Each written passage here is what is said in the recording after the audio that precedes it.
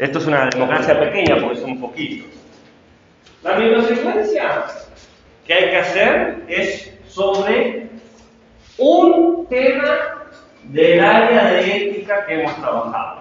Nosotros en el área de ética hemos trabajado todo lo que es el glosario, que son todos conceptos sobre el Estado, el pueblo, ¿no? ¿Recuerdan toda la red de palabras enorme que hicimos? Bueno, por ejemplo, elegir una palabra de esas. Todo lo de Sabater puede ser un tema. Sabater habla de muchas cosas. La libertad, la felicidad, el otro. Y ética animal, no sé si pudieron escuchar el audio, si se entendió lo que se decía, si más o menos era amigable. También de eso, de las éticas no humanísticas, entraría eso, un tema de eso, ¿no? No todo, eligen uno. Sobre eso tienen que hacer una microactividad en donde se muestre cómo se enseñaría, ¿no? Una actividad que no dure más de 15 minutos. ¿Dónde sería qué capacidad general se va a trabajar, o qué problemas generales están planteando? Y a su vez, recuerden que tienen que hacer un microargumento de 150 palabras aproximadamente diciendo por qué es importante enseñar eso. ¿Bien? El tema que eligieron. Digamos que no es la igualdad, entonces dicen, bueno, es importante enseñar la igualdad, qué sé yo, en cuarto año, porque en esta edad los estudiantes tienen que reconocer que a pesar de sus diferencias, tienen que respetarse del mismo modo, etc. ¿Iba a mandar? Sí, el argumento de 150 palabras. Sí. ¿Va en la microsecuencia o en la secuencia? Va en la microsecuencia. Después, en la secuencia reguladora va otra cosa. El trabajo práctico tiene dos partes. La parte A, que es el argumento de 150 palabras, y la parte B, que es la microsecuencia, que es una secuencia pequeñita de 15 minutos con una actividad. Eso sería lo que les estoy pidiendo que me entreguen. Que me entreguen cómo. ¿Dónde hay que entregar el trabajo? En el draft. Creo que si se acuerda de esa cosa es que lo expliqué en un momento. Pero está todo bien. ¿Cuándo es? ¿Qué día cae el lunes que viene? 13 de septiembre, 12 de septiembre. 10. 9. 9. Fecha para la nueva microsecuencia. Reprogramación de la fecha de la microsecuencia va a ser el 9 del 10. ¿Ok? 9 del 10. No, 9. 9 del 10. 9. Esa es la dislexia. 9 del 9. 9 del 9. 9 del 9.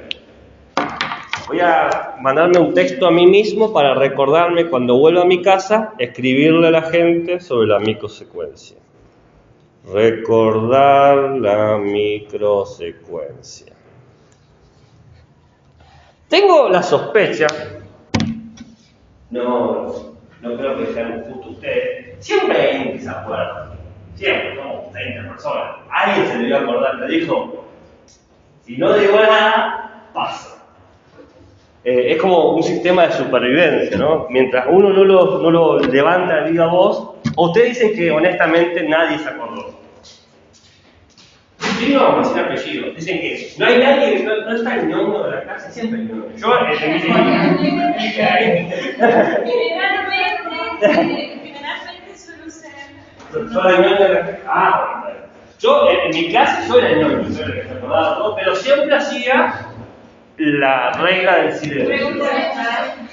La regla del silencio. Si el docente decía, por más que yo me acordaba, me lo llevaba a la tumba porque uno al grupo de estudiantes. Pregunta, ¿hizo la microsecuencia? No. Bien. Quédese tranquila que por lo menos nadie alquila de ellos. Más de muchos. Estamos dando por única vez, y porque me caen bien y nos estamos conociendo, una reprogramación para el lunes que viene, el 9 de enero. Todavía no agradezco, no sabemos cómo va a ser la cosa.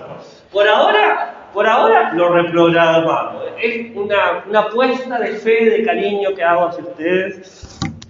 Porque ¿qué vamos a evaluar si no tienen nada para evaluar? O sea, ¿qué gano con enojarme o ofenderme o lo que sea? No creo que nadie lo haga contra mí. ¿O sí? No creo.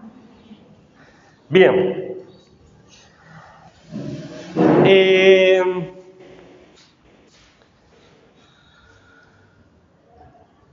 Vamos a empezar entonces con un tema nuevo. Esta noche o mañana voy a mandar un mensaje explicando el cambio de la microsecuencia. Para muchos va a ser sorpresa. Yo de todo corazón pensé que se lo acordaban, pero también, por eso digo, mitad culpa mía, porque también podría haberlo escrito hoy a la mañana o ayer, recuerden la microsecuencia. Pero digo, son adultos, se van a acordar, son gente que, que hace sus cosas. Pero bueno, de vuelta, voto de fe, de confianza ciega. Vamos a empezar tema nuevo entonces. ¿Se quedó claro? El lunes, 2 partes de microsecuencia, el argumento y la actividad única, ¿no? Se evalúa una parte oral y una parte escrita. Son 2 notas por cada trabajo práctico. Son 3 trabajos prácticos, va a tener 6 notas. 3 de oralidad y 3 de escrita. En realidad no son 3 de oralidad porque les pido por lo menos ¿cuántas exposiciones orales? 2. Entonces serán 5, ¿no? Pero si quiere hacer mérito puede hacer una exposición más. Bien.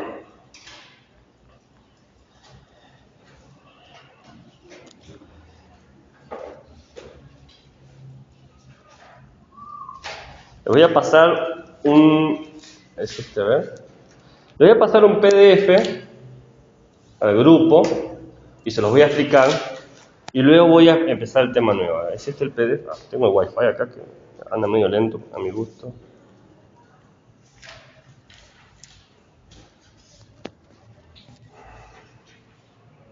Dale, arrancá.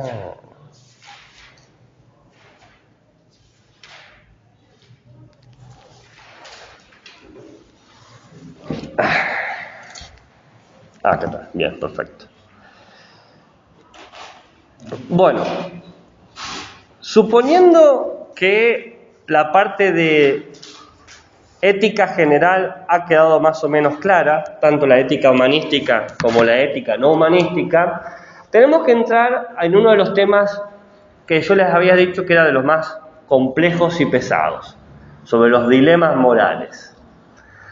Y vistas las complejidades que detecté el año pasado, he incluido un pequeño esquema que, dada la dificultad para entender el tema, me tomé la molestia de hacerlo digital para que no tengan que sufrir mi letra horrible y lo puedan ver lindo y bonito, porque fíjense lo preocupado que estoy de que se entienda este tema, que lo he hecho. Si tuviese un proyector lo proyectaría, pero bueno, trabajamos con lo que tenemos, no pasa naranja. El tema que vamos a trabajar, si le tengo que poner un título, es desarrollo moral y dilemas morales. Desarrollo moral y dilemas morales. Vamos a empezar a hablar del desarrollo moral y luego vamos a hablar sobre los dilemas morales. Ahora, esta clase va a tener su parte práctica, pero esta clase es larga. No creo que se termine hoy. Mi idea era terminar el lunes, no lo vamos a terminar el lunes, lo vamos a terminar el jueves que viene. Va a ser el miércoles que viene, va a ser esta clase y el miércoles que viene. Y yo les voy a dar elementos prácticos, ¿no? ¿Han podido abrir el PDF que les compartí? Sí. El PDF que les compartí dice: valores para los dilemas morales, axiología. ¿Qué es la axiología? ¿No? Bueno, la axiología es la organización de los valores. Es eso. Axiología, organización de valores. ¿De qué tipo de valores estamos hablando? Bueno, Yo puedo hacer una axiología de cualquier tipo de valor. Por ejemplo, una axiología de valores económicos, que cuesta más y que cuesta menos, ¿no? Entonces, por ejemplo, la canasta básica, que establece lo que son los productos de máxima necesidad o de primera necesidad, establece un orden de valores. La leche cuesta tanto, la harina cuesta tanto, ¿bien? El aceite cuesta tanto. Establece un orden de valores y de importancia. ¿Qué es más importante, un litro de leche o un litro de Coca-Cola? De leche, ¿no? Entonces, dentro de la lógica económica, por valor y por producto, si yo uso valores económicos, la leche va a estar arriba de la Coca-Cola. ¿Se entiende? Eso puede ser una axiología económica. Puedo hacer una axiología, qué sé yo, estética, de lo que me parece bello y lo que me da placer. Digamos que si a mí me da placer comer empanadas y me dan a elegir entre empanadas y pizza, y bueno, ¿qué voy a elegir primero? La empanada, porque mi valor estético establece eso. Pero nosotros, en Ética y Ciudadanía, no hablamos de valores económicos ni de valores estéticos. Hablamos de valores morales. Entonces, nuestra axiología va a ser cómo se organizan nuestros valores morales, lo que establecemos como bueno y como malo. ¿Está bien? Ahora, explicado el sentido de axiología y qué tipo de axiología vamos a entender nosotros, podemos categorizar, podemos tener tres formas de hacer axiologías, tres órdenes distintos. Podemos ordenar los valores morales según qué es lo bueno, es decir, a qué características le atribuimos a lo bueno, según el origen de lo bueno, es decir, en dónde empieza lo bueno, cuándo se empieza a ser bueno. Hola. Una pregunta, ¿hizo la microsecuencia para hoy? Sí, pero estaba pensando en no poner. ¿Por qué no? Porque no he tenido tiempo de colectivo que debo dormir. Oh. Pero si quieren. No pasa nada, lo hemos pasado para el 9 del 9. ¿Alguien se acordaba? Yo dije, alguien se iba a acordar. Y podemos entender el orden según cuántas cosas buenas creemos que existen. Dado que hemos suspendido la clase práctica de hoy porque se dio una situación donde la mayoría de la gente no llegó o no lo hizo, hemos decidido por única vez y con un grado de amabilidad soy genial cuando lo digo esto, soy como el mejor docente que han tenido en su vida, lo hemos movido para el lunes. Entonces estoy siguiendo con el tema que continuaría en el cronograma, que es desarrollo moral y letras. Entonces estoy explicando ahora qué es la axiología, que es la organización de los valores morales. Y estaba explicando que podemos organizarlo de tres maneras. Según cómo definimos lo bueno, según dónde empieza lo bueno y según cuántas cosas decimos que son buenas. Entonces, cada orden tiene encima sus subórdenes. He pasado un PDF, estoy hablando de un archivo que acabo de pasar recién. Si no lo puede ver, puede ponerse con alguno de los compañeros para verlo. Vamos con el primero, el que es lo bueno, ¿no? Lo bueno, la característica de lo bueno puede ser de dos maneras. Universal, es decir, que cualquier cosa que exista lo puede tener, o particular, que es un grupo de seres solamente lo tienen.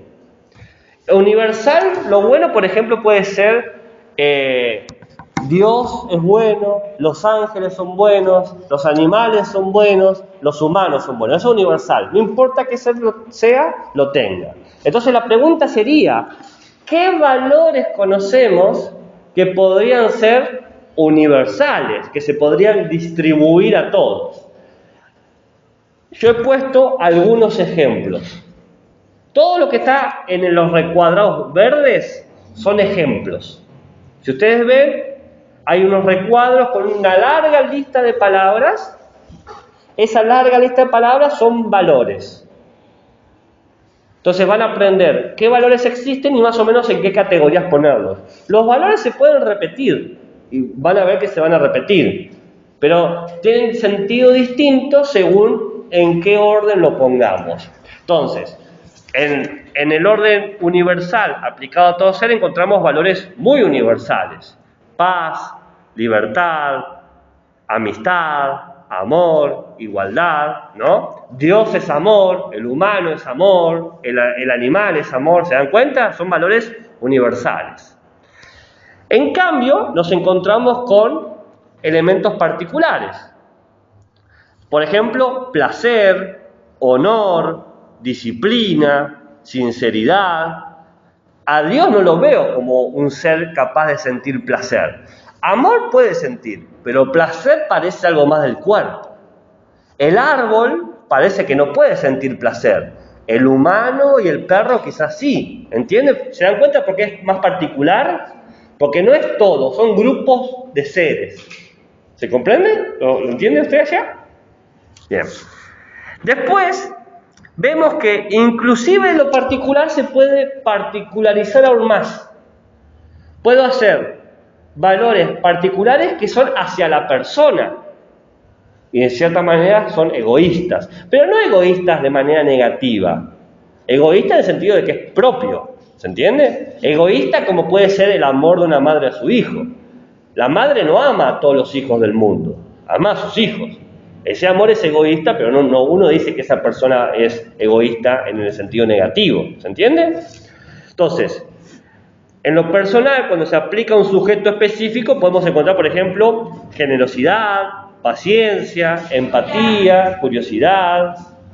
Hola, ¿no? Podemos decir, Gabriel es curioso, pero Manuel no es curioso. ¿Se dan cuenta cómo puede un valor aplicarse a uno en particular? ¿Se entiende? Una pregunta, ¿hizo la microsecuencia para hoy? Eso tenía duda. ¿De hacerla? Sí. ¿Por qué? Porque no terminé de escuchar bien el audio porque tengo roto el teléfono. Oh. Y bueno. Bueno. Y lo consulté a un compañero y tampoco. ¿Y por qué no lo consultó en el grupo que está creado? Bueno, pero tengo más confianza con mis compañeros. ¿Y le dio una respuesta obvia, clara y directa, simple y sencilla? Que no sabía. Entonces, ¿por qué no me preguntó? Una pregunta, ¿hizo la microsecuencia para hoy? Ok. Para el lunes que viene hay que traerla. Sigo rayando con la de los valores, ¿no? La de los valores. Ah, no, la pregunta está en otra etapa. Claro. Bien. Después podemos ver valores personales aplicados a cosas y no a personas. Mayormente eso se utiliza para cuando se juzga un aparato. Por ejemplo, el costo, la calidad, la rentabilidad. En principio, esos valores materiales, objetuales, se usaron en sentido económico. Pero hoy en día hay gente que lo utiliza de forma moral. Esa persona te va a costar, ¿no? Y hacemos un sentido moral de un término económico. ¿Se entiende lo que estoy diciendo? Esa persona es muy eficaz, ¿no? Y hago juicios morales. Si bien la idea de eficacia es una idea para un objeto, por ejemplo, una máquina es eficaz, hoy en día, en el siglo XXI, usamos esos términos a veces en contextos específicos para darle un peso moral. ¿Se entiende? La calidad de Gabriel, no sabe, como docente, una vez nos olvidamos todo, hacer un trabajo práctico y ni se molestó y nunca lo mencionó, hizo como que nunca lo repitió, ni le dijo nada, ni se dio aire, una calidad de docente increíble, ¿no? Uno podría llegar a decir eso, sería mentira claramente, pero podría decirlo, ¿no? Ahora vamos con el orden según el origen. El origen de la bondad o de lo bueno y de lo malo tiene dos fuentes. Una fuente es interna, viene justamente desde adentro del ser o la cosa. Por ejemplo, desde adentro alguien es bueno. Los cristianos, por ejemplo, creen que los humanos tienen alma y que el alma es buena. Entonces, internamente uno ya es bueno, ¿se entiende? Ahora, externamente es por el contexto uno aprende o por las situaciones aprende a ser bueno. Por ejemplo, tuvo buenos padres y por eso es respetuoso, ¿no? ¿Se entiende? Entonces nos encontramos, qué sé yo. Fíjense cómo se repiten ciertos valores. El placer, la libertad, la adaptabilidad, la curiosidad, pueden ser valores internos. Mientras que la paz puede ser aprendida. El amor también, uno puede aprender a amar o a respetar. No hay un número infinito de valores, sí hay un número grande, y dependiendo de cómo lo organicemos lo podemos encontrar. Yo he puesto acá los 40 más clásicos en la historia. Entonces, si no les alcanzan estos valores para hacer clase, o sea, ¿qué tipo de clase están buscando construir? Yo digo a los básicos.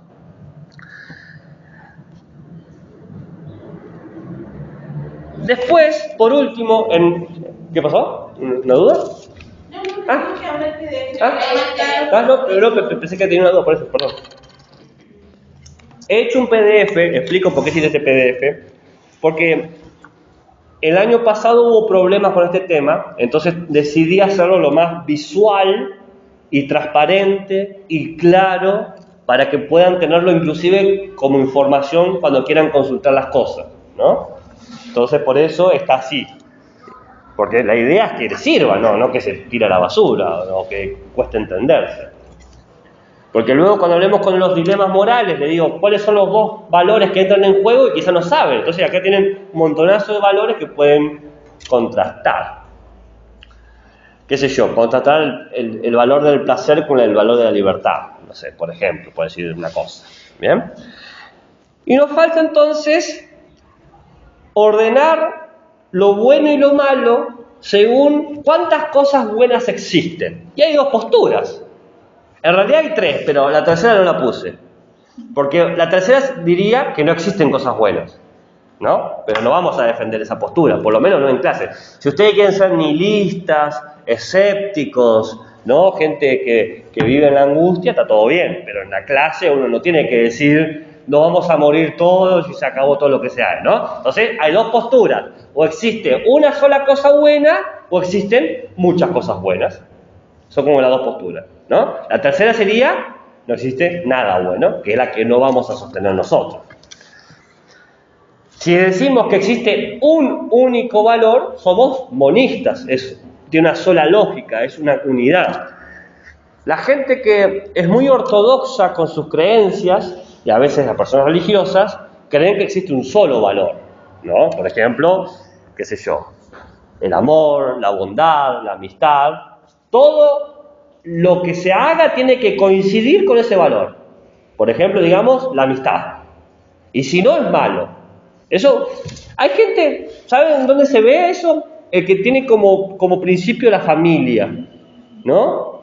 Todo lo que se haga en contra de la familia es malo. No importa que vos tengas razón en hacer las cosas. Si va en contra de la familia es malo, ¿no? Entonces eso es tener un único valor. Eso es tener una mirada monista, monológica. Después está la gente que es pluralista, que la mayoría de la gente es pluralista. Dice, bueno, hay muchos valores, ¿no? Y fíjense que como hay muchos valores, esta es la lista más larga que les doy de valores. ¿Por qué? Porque todos los que mencioné, entran ahí. Todos entran ahí, ¿no? Qué sé yo, por nombrar algunos. Caridad, paciencia, laboriosidad, gratitud, empatía, prudencia, abnegación, eficacia, lo que sea, ¿no? Entonces uno dice, existen tantos valores y bueno, uno va eligiendo entre todos esos valores cuál les parece mejor. Ahora, si se encuentran, luego de leer en sus casas, tranquilos, tranquilas esto, algún valor que no conocen o tienen duda, pregunten, no hay problema. Lo explicamos, lo vemos, pero creo que la mayoría son conocidos, ¿no? Quizás alguna palabra no les suene, pero la mayoría de estos valores son conocidos. Pasa que ahora los tenemos organizados, sabemos cómo los podemos poner en distintas categorías. Ahora, déjenme explicarles una cosa más.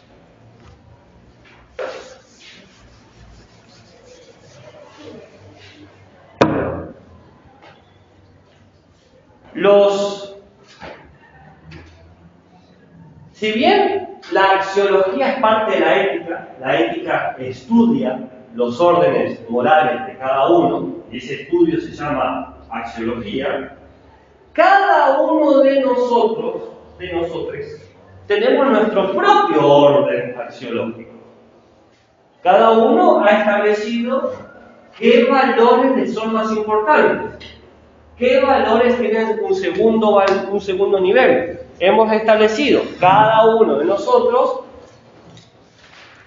qué va primero, qué va después, qué va en tercer lugar y así sucesivamente, ¿no? Por ejemplo, digamos, para dar un caso, digamos que yo elijo que mi primer valor es la familia, ¿no? Es el primer valor. Entonces, lo primero que hago es defender mi familia. Y mi tercer valor es la calidad, ser caritativo. Entonces, digamos que voy por la calle y me encuentro con una persona que me pide plata y le dejo 100 pesos. Mi valor caritativo, así me dice que yo digo, me estoy comportando como buena persona. ¿Bien? Misma situación. Voy por la calle, me piden plata, pero son los últimos 100 pesos que tengo para terminar el mes. Le digo, disculpa, no tengo plata. ¿Por qué? Porque exactamente. Entonces, todos nosotros tenemos esa categoría. El tema es que no siempre somos conscientes de qué está primero y qué está después. Salvo que tengamos momentos de mucho estrés o de una situación, una encrucijada que nos obligan a elegir y ahí nos damos cuenta. Pero mayormente en el día a día no nos damos cuenta. Ok. La pregunta es, ¿cómo llegamos a tener este orden? ¿Viene de la nada? ¿Viene por nuestras relaciones sociales? Y la siguiente pregunta es, ¿de qué nos sirve a nosotros saber ese orden? Dos preguntas. Una es, ¿desde dónde viene el orden que tenemos personal? ¿Y de qué nos sirve? Bueno, ¿desde dónde viene? Vimos toda una clase del ser social, de todas estas relaciones que tenemos, que puede venir de ahí. ¿De qué nos sirve? Nos sirve porque cuando enseñamos ética y ciudadanía, nosotros queremos enseñar qué es ser buen ciudadano. Y acá ya hay un valor moral. ¿Qué tipo de ciudadano queremos que sean nuestros futuros estudiantes?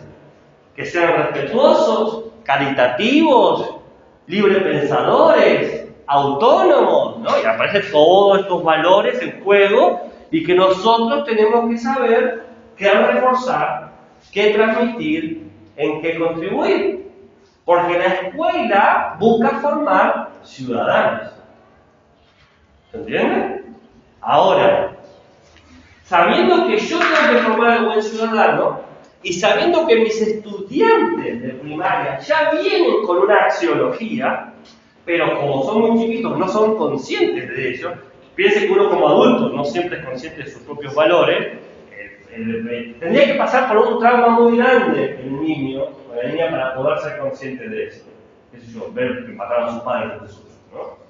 Hay niños y niñas que son muy maduros para su edad, pero mayormente maduros a su edad por situaciones traumáticas, no por el desarrollo fisiológico, biográfico que la sociedad establece. Entonces,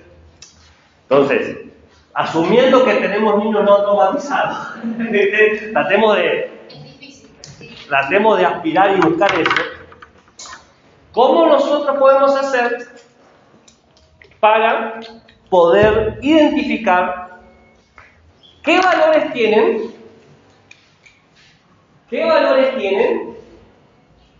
cómo los tienen ordenados y de qué manera estimularlos para que sean finalmente ese buen ciudadano? ¿Se entiende? Y aquí entra la teoría del desarrollo moral, que es la que voy a hablar ahora.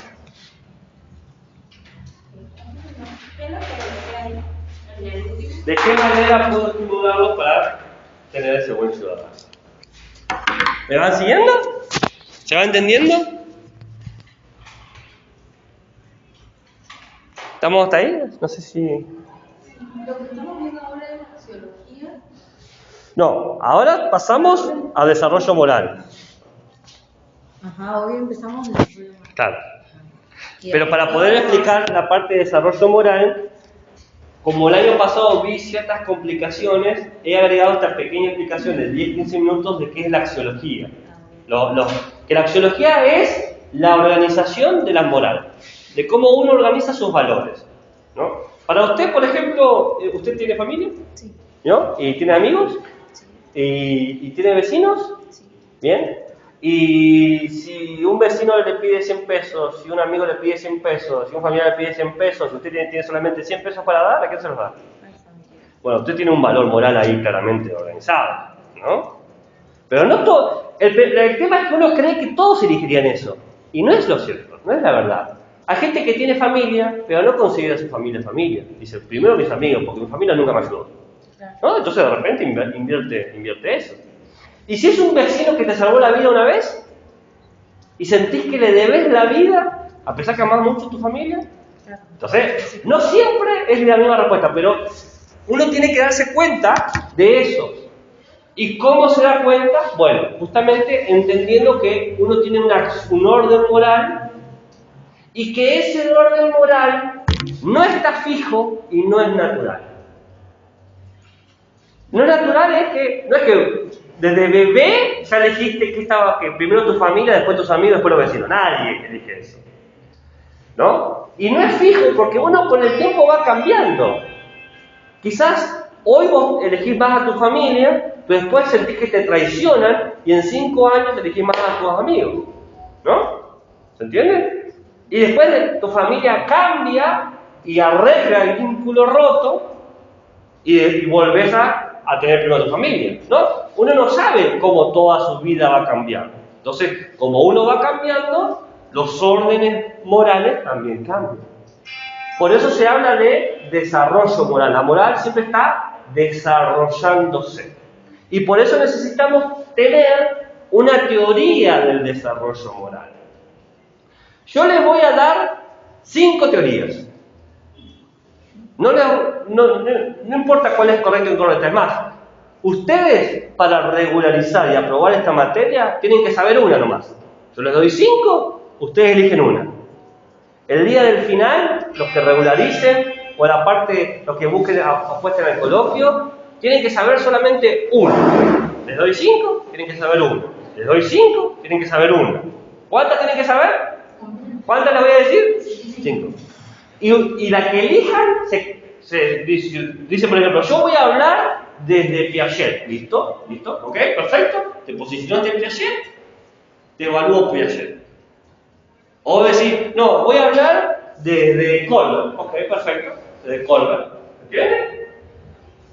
Como yo trato de dar la mayor amplitud posible para que cada uno se ponga donde se sienta cómodo. Pero por lo menos una tienen que manejar. Los que quieren manejar más, todo bien, bienvenido sea. Pero una, por lo menos, tienen que saber. Y eso es lo que vamos a ver ahora. Las 5 teorías de desarrollo moral. Y cada teoría nos va a servir a nosotros ¿para qué? Cada teoría nos da una estrategia práctica para poner a prueba a nuestros estudiantes y saber qué valores tienen. Cada teoría presupone que la moral en los estudiantes de primaria funciona de cierta manera. ¿Bien?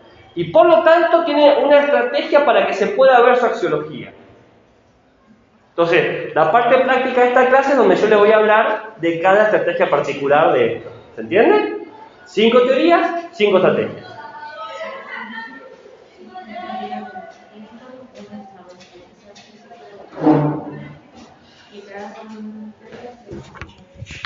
Bien, empecemos con la primera. La primera es de Jean Piaget. Es la primera porque él fue el que inventó el concepto de desarrollo moral, él que inició todo esto. ¿Bien? Quizás lo conocen. ¿Han escuchado a Jean Piaget quizás en educación? Bueno, Jean Piaget es una persona muy interesante, ¿no? Y él tenía una hipótesis, que esto seguramente lo que ustedes han visto, es que el conocimiento se desarrolla en estructuras, ¿no? Que uno va aprendiendo en movimientos cognitivos, desde lo más simple a lo más complejo, ¿no? Esa es como la teoría básica del conocimiento de Piaget y que de ahí se deriva su teoría pedagógica didáctica. Ahora, lo que no muchos saben es que esta teoría del conocimiento tiene a la par, como la contracara de una moneda, una teoría de desarrollo moral. Según Piaget, en la medida en que desarrolla nuestro conocimiento, desarrolla nuestra moralidad. ¿Se entiende? Mientras más conoces, más capacidad de hacer juicios morales tienes. ¿Se entiende? Él hace lo siguiente, él hace 4 etapas cognitivas, que va de los 0 a los 2 años, de los 2 a los 7 años, de los 7 a los 11 años y de 11 años en adelante. No me salió el infinito. Vamos a poner 100 años. ¿No? Según Piaget, la primera etapa de conocimiento es cuando se da la inteligencia sensoriomotriz. Por ejemplo, ¿qué empieza a hacer el infante? ¿Qué es la inteligencia sensoriomotriz? Comienza a succionar para poder alimentarse. Sí, claro, gatear o tambalearse, ¿no? Aprende a mover el cuerpo. Es un tipo de conocimiento. Que yo pueda hacer esto es un conocimiento, ¿no? Supone un conocimiento de mi cuerpo, de mis límites, de mis habilidades. Entonces, según Piaget, a partir de este momento uno conoce lo sensible y la motricidad de su cuerpo. Luego aparecen los conocimientos preoperacionales, entre los 2 y los 7 años, ¿no? Que es cuando uno empieza quizás a colocar ya conceptos, nociones y nombres a las cosas. ¿Qué sé yo? Mamá, papá, pelota, ¿no? Esto es un conocimiento de identificar las cosas, que es un buen conocimiento. Poder identificar algo es un gran... Fíjese, poder identificar si una serpiente es venenosa o no es venenosa es un gran conocimiento. Bueno, eso depende de cómo se desarrolla a partir de los 2-7 años ese tipo de conocimiento. A partir de los 7 a los 11 aparece ya el conocimiento más concreto, ¿no? Que tiene que ver no solamente con la capacidad de identificación, sino de construir relaciones, qué sé yo. Rojo y semáforo muestra la idea de pare o de peligro, ¿no? Eso ya es una relación de ideas, ¿se entiende? Por algo nosotros enseñamos ética y ciudadanía en este periodo de edad. Y por último, a los 11 en adelante aparece el conocimiento formal, que es el conocimiento abstracto más complejo propio de los adultos. Ahora bien, ¿qué dije yo? Que eran 2 caras de una misma moneda. Según Piaget, una pregunta, ¿hizo la microsecuencia? Ok. El lunes que viene hay que entregarlo. Creo que si le entregamos impreso o... bueno, perdón. ¿Cómo cree usted que hay que entregarlo? No sé. Ante esa pregunta yo tengo una respuesta. Hay que subirlo al Drive.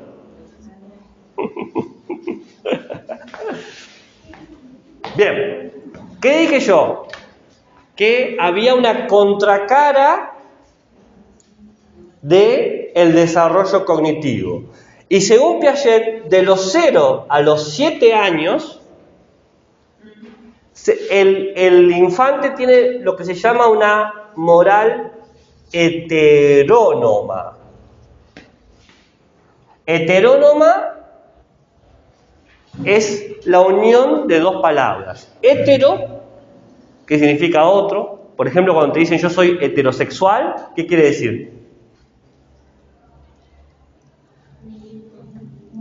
¿Qué es el homosexual? Heterosexual sería que elige a un solo género. No. Heterosexual es cuando te gusta el sexo opuesto. Te gusta el otro sexo, ¿no? Entonces, hetero es otro. Muy bien. Perfecto. ¿Y Norma a qué le haces acordar? A Norma. ¿Norma mi tía o Norma qué? Reglas, normas morales, ¿no? Entonces, cuando dice, hola, una pregunta, ¿hizo la microsecuencia para hoy? Oh, no pasa nada, pasa. Es que todos ya expusieron.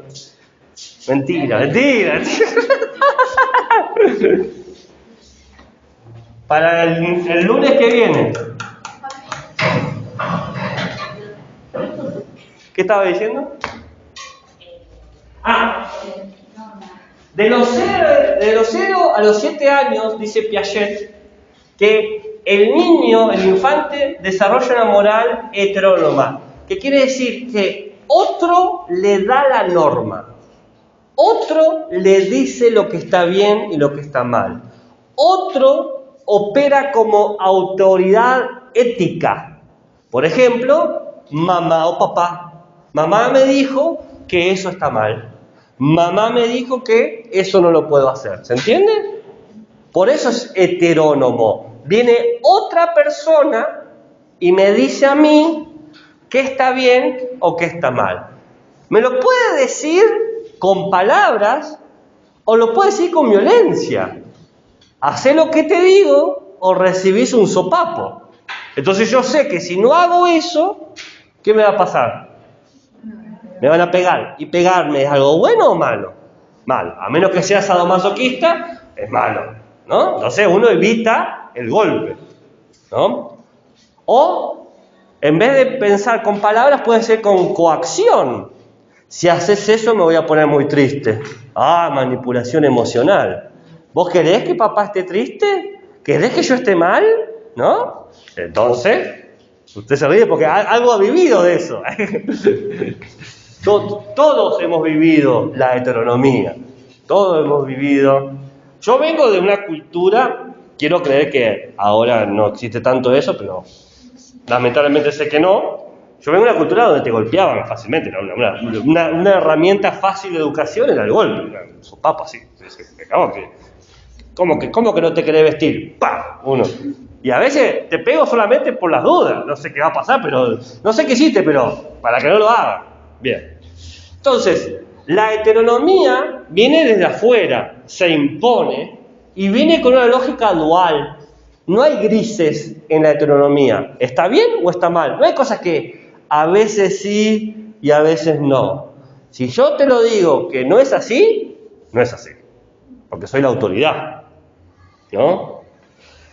En este sentido, la heteronomía no importa la intención. No importa qué es lo que querés hacer. ¿Qué importa? Lo que estás haciendo. No, pasa que quería subir para poder llegar a la galleta. No importa a dónde querés ir. No podés subir y punto. O porque lo digo yo. Es el resultado lo que importa. El resultado. No importa tener buenas intenciones o malas intenciones. ¿Bien? Una cosa que no dije es que la teoría de Piaget se basó en estudios de sus propios hijos. Él estudió sus propios hijos, ¿no?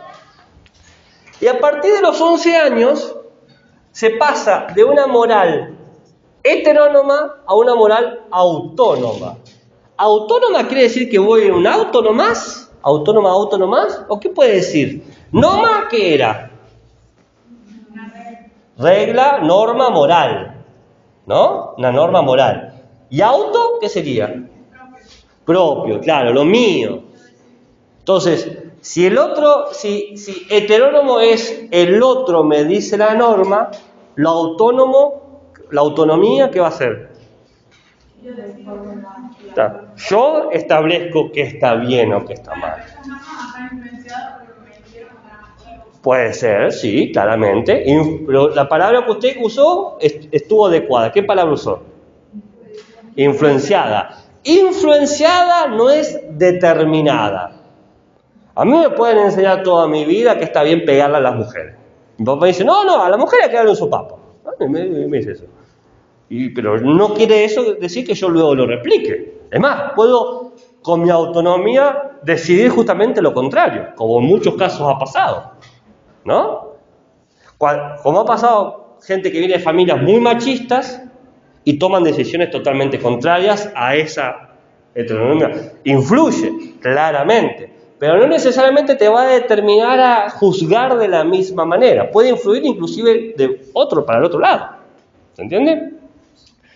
Lo que tiene la autonomía es que busca el acuerdo. Uno quiere de alguna manera dialogar y pongámonos de acuerdo qué es lo que estamos tratando de hacer, según Piaget. ¿Bien? Entonces, ¿cómo hacía Piaget para saber en qué nivel moral, etapa moral, están los estudiantes? Él hacía lo siguiente, mostraba casos de situaciones donde un niño o una niña hacía algo y después se le preguntaba al niño o niña si lo que hicieron en este caso estaba bien o estaba mal. La pregunta clásica es, ¿está bien o está mal? ¿Y por qué lo pensás así? ¿Bien? Si alguien dice, porque me lo dijo mi mamá, está en la moral autónoma. Esto está mal porque me lo dijeron que estaba mal. O si dice, está mal porque pienso que este tipo de cosas son injustas, no permiten el acuerdo o el diálogo, bueno, es una moral autónoma. Le voy a leer un caso que dice. Caso 1. Una vez, una niña llamada Mari quería darle a su madre una agradable sorpresa. Le quería regalar un hermoso trozo de costura, de tela. Pero ella no sabía cómo usar las tijeras correctamente y terminó cortando un agujero en el vestido de su mamá. Esa es la historia. ¿Bien? ¿Está bien lo que hizo Mari? ¿Qué hizo Mari? No me digan si está bien o está mal. ¿Qué es lo que hizo Mari en la historia? Quería hacer un regalo. Quería hacer un regalo y ¿qué hizo? Cortó una tela que era el vestido de la madre. Cortó una tela, ¿no? Acá hay una intención. Ella tenía una intención. Entonces la pregunta es, ¿está bien lo que hizo ella o está mal? Bueno, alguien como moral heterónoma dice, está mal. Porque a mí me dijeron que no puedo usar las tijeras. ¿Se entiende? No importa la intención que era dar el regalo. ¿Qué importa? El resultado. ¿Cuál fue el resultado? Cortó el vestido de la madre. ¿Cómo va a cortar el vestido de la madre? ¿Cómo va a romper algo? ¿No? Una moral autónoma quizás vería de otra manera. Bueno, Mari se equivocó, pero no está mal lo que hizo, porque su intención era buena, era dar un regalo. ¿No? Entonces, el que te dice eso tiene una moral autónoma. ¿Se entiende? ¿Esto es verdad para todo el mundo o es verdad para quién? Para Piaget. Solamente si se paran desde Piaget pueden interpretar esto que estoy diciendo como lo estoy diciendo. Cuando les dé otro autor en su ratito, va a ser otra respuesta. Les voy a dar 5 teorías con 5 respuestas y ¿cuántas tienen que aprender? Una sola. Porque después me dicen, pasa que no sé, elegí una sola. Piaget diría que si nos encontramos en este caso con el argumento de que mi mamá me dice que está mal usar las tijeras, el niño está en una moral heterónoma. Y si nos encontramos con el caso del niño dice, bueno, pero su intención era buena o que estaba haciendo las cosas bien, es moral autónoma. ¿Bien? ¿Se entiende? Y así se organizan los valores de este niño o niña hipotético. ¿Se entiende? Ustedes pueden hacer eso, le pueden a sus estudiantes traer el caso, por ejemplo, de Mari, y preguntarles, ¿está bien lo que hizo? Y algunos van a decir que sí, otros que no, y los que dicen que sí, le dicen, bueno, ¿por qué sí? Y porque mi mamá me lo dijo, o porque mi papá me lo dijo. Entonces van a decir, entonces ustedes se van a dar cuenta qué valores tienen y cómo piensan sus valores, a pesar de que ellos no son conscientes de cómo están organizando sus propios valores. Pero ustedes como docentes sí son conscientes. ¿Y para qué les sirve ser consciente de eso? ¿Qué clase de alumnos? O sea, concientizar. Ser consciente sirve para concientizar, es como medio redundante. ¿Para qué sirve ser consciente de los valores de sus estudiantes? Lo dije hace 10 minutos. ¿Para qué sirve ser consciente de que el estudiante tiene el valor 1, 2 y 3?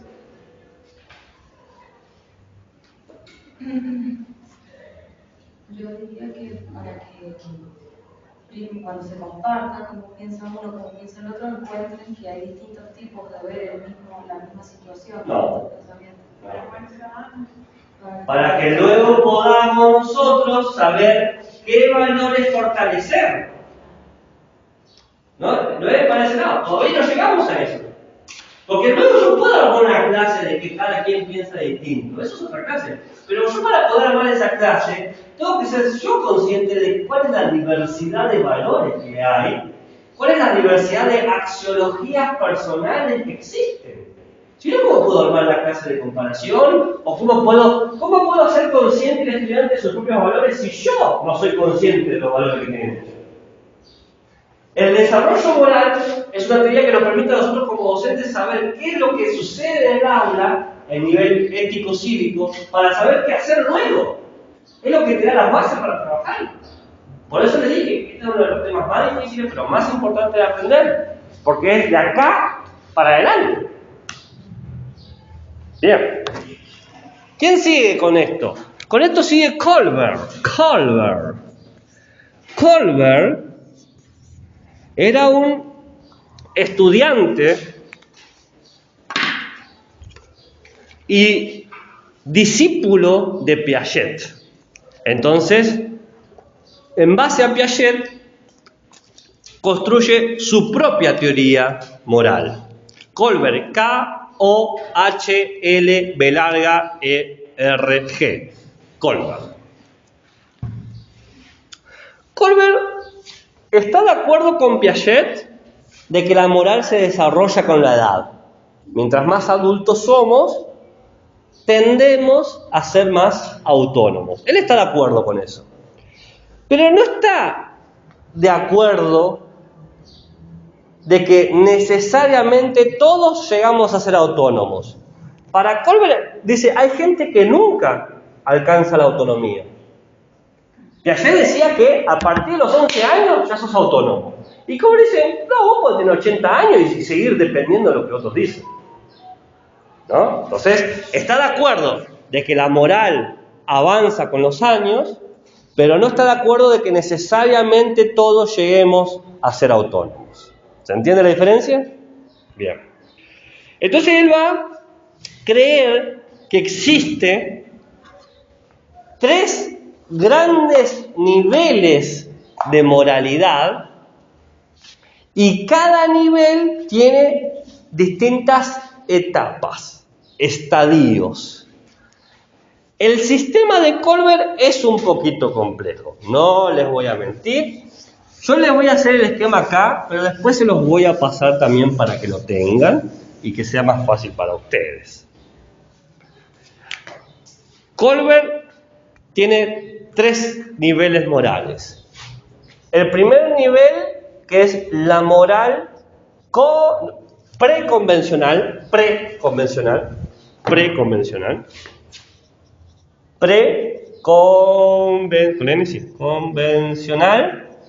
El segundo nivel, que es moral convencional. Ya voy a explicar todo esto. Y el tercer nivel, que es moral postconvencional. Pero dije algo más yo, que cada nivel tiene 2 etapas. ¿Bien? 2 etapas. Paren un segundo. Presten atención. Tienen 2 etapas. Pero como esto es un desarrollo, no es que es 1, 2, 1, 2, 1, 2, sino que va a ser 1, 2, 3, 4, 5, 6. Porque en teoría se está desarrollando. En teoría, el niño cuando sea adulto debería llegar al 3er nivel, 6ª etapa. Pero hay gente que por ejemplo, tiene 80 años y está en el 2º nivel y 3ª etapa. ¿Se entiende? ¿Se entendió eso? Bueno, continúen. Tengo que aclarar porque Colbert medio que lo complejiza, entonces quiero ser lo más transparente y claro posible. Voy a darle los nombres a los estadios y voy a explicar ahora todo completo. Así tienen los nombres y podemos decirlo bien. El primer estadio o etapa o estadio, lo mismo, tiene que ver con el miedo al castigo.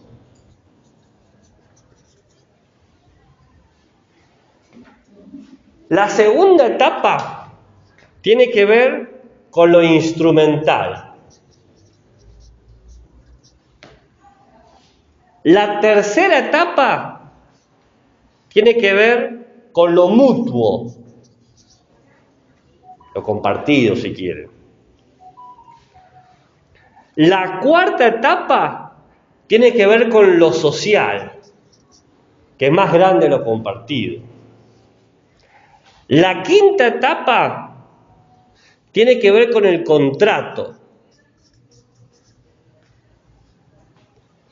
Y la sexta etapa tiene que ver con lo universal. Muy bien. Voy a explicar cada uno de estos. ¿Estamos hasta acá? ¿Me van siguiendo? El primer nivel, que es el preconvencional, la palabra pre ya nos da un código, que es antes de que yo pueda hacer una convención con alguien, antes de que yo pueda generar un acuerdo. Es cuando alguien aprende la moral y bueno, de forma heterónoma. Viene otro y me dice cómo son las cosas. Por ejemplo, hasta los 3 años, dice Colbert, el niño aprende la moral por miedo al castigo. Si te saco el biberón o te doy el juguete, lo que sea. Después, hasta los 5 años aproximadamente, aparece la actitud instrumental. ¿Qué quiere decir? Si vos haces esto, niño, te doy un chupetín, ¿no? Hay una búsqueda del intercambio, del beneficio. Y es cuando el niño se pone a negociar las cosas, ¿no? O se pone selectivo con la comida. Como, pero solamente lo que tenga color blanco, ¿no? Hasta los 12 años aparece la tercera etapa, según Colbert, que tiene que ver con lo mutuo, con las expectativas de acuerdo. Por ejemplo, cuando me dicen a mí, como niño, qué es ser buen hijo, y me apropio con eso. O ser buen estudiante, o buen padre, ¿no? Aparecen los ideales. En la cuarta etapa, hasta los 18 años aproximadamente, en la edad de la adolescencia, aparece la idea de lo social. Todos los adolescentes son rebeldes sociales y buscan la justicia, y buscan el respeto a la ley, y si a vos te toca esto, a mí me tiene que tocar lo mismo, ¿no? La pubertad y la adolescencia siempre tiene ese elemento. Ahora dice Colbert, en la mayoría de los casos, la gente llega a este nivel moral, donde las leyes, los valores, lo hacemos convencionalmente, de acuerdo entre nosotros. Según Colbert, la mayoría de la gente muere en este nivel. Hasta ahí llega la gente. El 90% de la población está acá. ¿Se entiende? ¿Por qué? Y porque todos respetamos leyes, pero con acuerdos. Algunos, dice Colbert, llegan al quinto nivel, que es donde la gente ya empieza a crear nuevas leyes. Esto se ve, por ejemplo, en políticos, en gobernadores, en estrellas, ¿no? Gente eminente que nos invitan a crear nuevos contratos, ¿no? Pensemos en cómo un político nos puede hacer cambiar la idea de lo que está bien, lo que está mal, y nosotros aceptamos ese contrato socialmente, ¿no?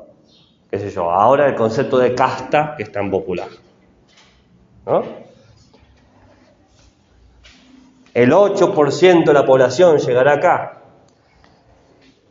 Y unos pocos, dice, contados con los dedos, son aquellos que tienen la verdad moral autónoma.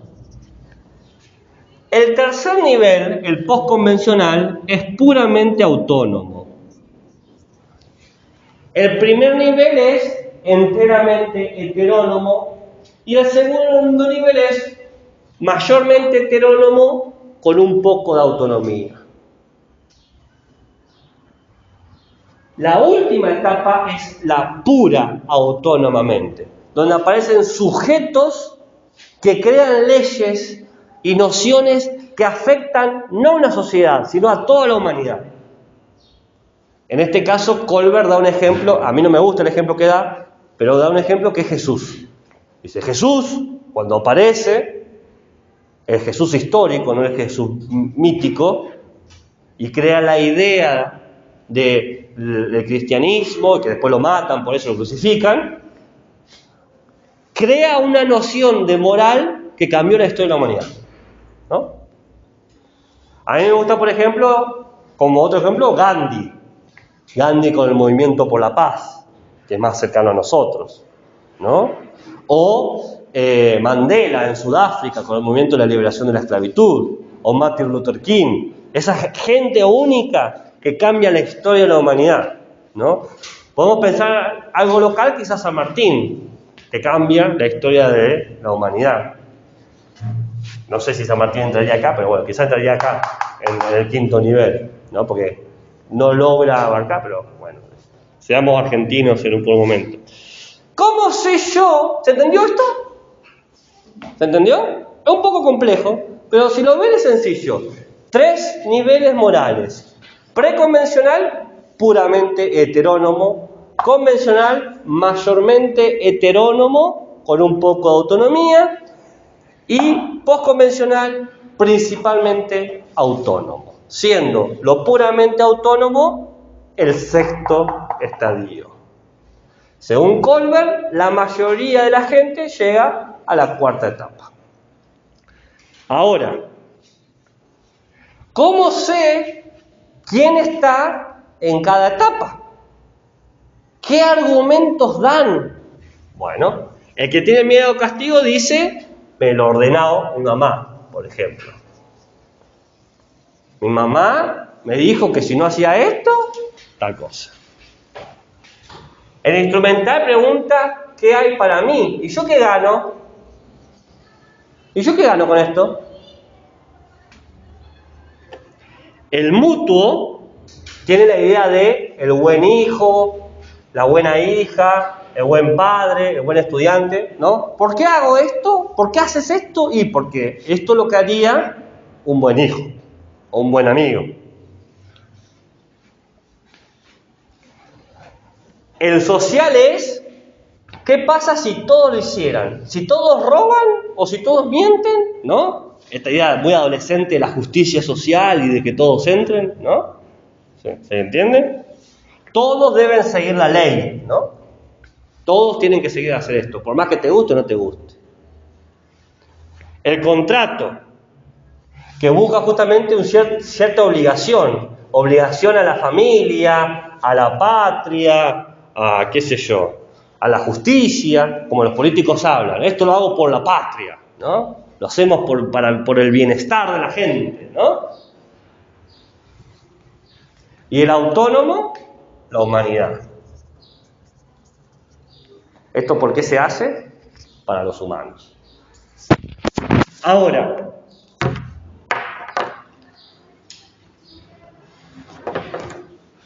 les voy a dar el ejemplo de cómo Kohlberg lo analiza. ¿Cómo lo analiza Kohlberg? Bueno, Kohlberg lo hace con lo que él llama entrevistas morales. Las entrevistas morales son básicamente traer otro caso, pero hago ciertas preguntas específicas. Ya no simplemente qué está bien y qué está mal. ¿Bien? Les voy a leer el caso. Déjenme tomar un poquito de agua.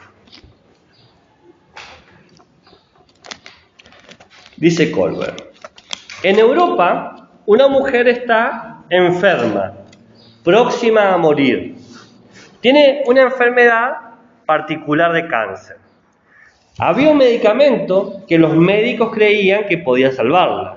Era una forma de radio que fue descubierta por un farmacéutico de la misma ciudad donde vivía esta mujer. El medicamento era costoso de fabricar y el farmacéutico cobraba 10 veces lo que costaba hacerse el remedio. El farmacéutico pagaba $200 por el radio y cobraba $2.000 por una pequeña cantidad de la medicina. El marido de la mujer enferma, llamado Heinz en este caso, visitó a todos los conocidos para pedir prestado el dinero e intentó todos los medios legales para conseguir la plata, los $2.000, pero solo pudo reunir $1.000, la mitad de lo que costaba el remedio. Entonces le dijo al farmacéutico si lo vendía más barato, si se lo vendía a la mitad. Pero el farmacéutico se negó. Le dijo, le pagaré más tarde, pero el farmacéutico se negó. El farmacéutico dijo, yo descubrí la medicina y quiero ganar dinero con ella. Así que, habiendo intentado todos los medios legales, Heinz se desespera y piensa entrar a la farmacia y robar el medicamento para su mujer. ¿Debe Heinz robar el medicamento? ¿Y por qué? No debe robarlo. ¿Por qué? Porque me han dicho que está mal, porque vas a la cárcel. Tengo miedo al castigo. Ah, ok, usted está en la primera etapa, en el nivel preconvencional. ¿Entienden?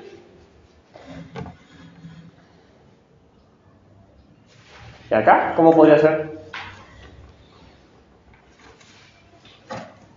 En el enfermedad. Sí. Y si hace el sacrificio de robar, ¿qué recibe la carne? Claro, claro, sí. Bueno, esa va a su esposa.